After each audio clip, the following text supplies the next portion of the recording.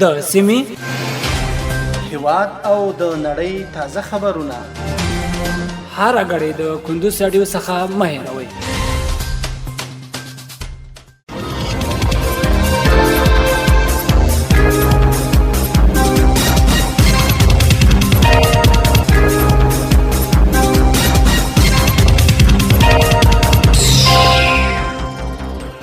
السلام علیکم. د کندوز رادیو درنو اوریدونکو ستړي مشي په مړند د کندوز رادیو څخه د دې ساعت خبرونه ده. نن شنبه د قوزیه د لندې 15مه د ډسمبر میاشتې 14 منټې سره سمون خوري. روانه خبري سرویس درته زه سر احمد سایل وړاندې کوم. خو په سر کې هم د څو مهمو خبرونو سره ټکی. نن د افغانستان پر 19 ولایتونو کې د ورښتونو اټکل شوی.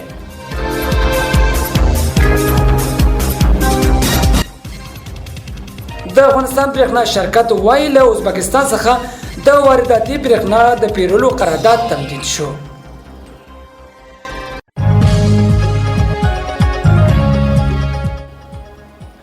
او ترکیه وایي د قاچاق او ناقانونه کډوال د مخنیوي لپاره مو د ایران پر پوله یو ستر دیوال جوړ کړ.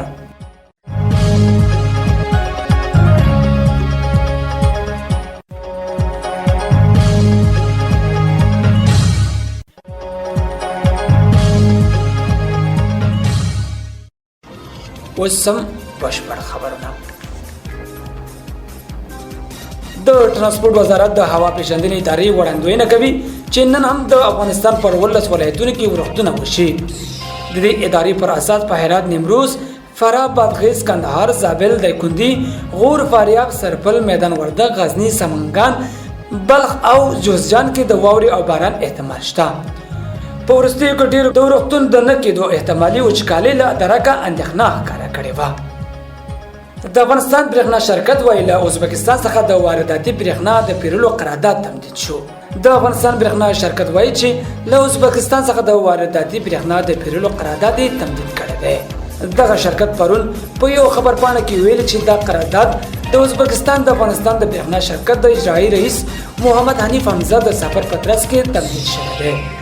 ښاغلي حمزه په همدې سفر کې د افغانستان ته د ازبکستان د وارداتي برېښنا د اندازې د ډېرېدو او تعرفې یا لګښت د کمېدو غوښتنه کړې ده.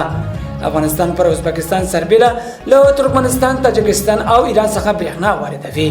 حاضر دمه د افغانستان شاوخوا 80% برېښنا له ګاونډي هېوادونو څخه واردېږي.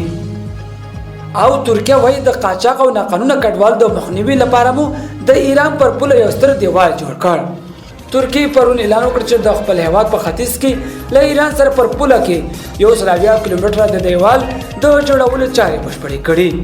ترکیه د ایران څخه د قاچاق او کډوال د مخنیوي لپاره د دې دیوال د جوړولو کار 100 کاله وړاندې پیل کړی. ترکیه د ګڼ شمېر افغان کډوال د ایران له لارې تللي دي. د ترکیه رسمي خبري اژانس انادلو د راپور له مخې اوس د ترکیه ځانګړي ځواکونه له ایران سره په پوله کې ایښودل شوي ماینونه پاکوي. د دغه اژانس پر اساس له دې وروسته به د ترکیې امنیتي ځواکونه په بې پیلوټه الوتکو او پر مختلف ټکنالوژۍ د دې پولې څارنه کوي. درنو اورېدونکو په خبري سرویس کې راټول شوي مطالب هم دومره ول. تر بیا ښه وخت. الله مو مل شه.